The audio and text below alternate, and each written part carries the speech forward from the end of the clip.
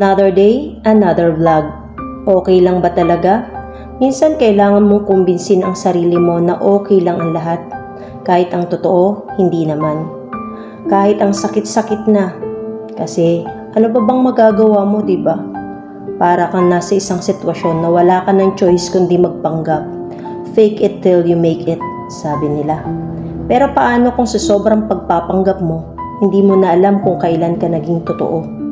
Yung tipong sasabihin mo, okay lang ako, pero ang bigat-bigat na. Sasabihin mo, kaya ko pa, pero hindi mo na makita kung saan ka huhugot ng lakas. Pilit kang tumatawa, pero deep inside, parang may nakaipit sa puso mo na hindi na matanggal-tanggal. Ang hirap, no? Parang ikaw na lang ang mag-isa ang lumalaban, pero kailangan mong magkunwari kasi baka isipin nila mahina ka. Baka mawala sila sa tiwala sa iyo o baka masaktan sila kung ipapakita mong nasasaktan ka rin. Pero alam mo, hindi masama ang aminin na hindi ka okay. Hindi ka robot, tao ka na nasasaktan, napapagod at minsan nawawala rin. Walang mali sa pag-amin na nahihirapan ka kasi yun ang unang hakbang para tulungan mo yung sarili mo.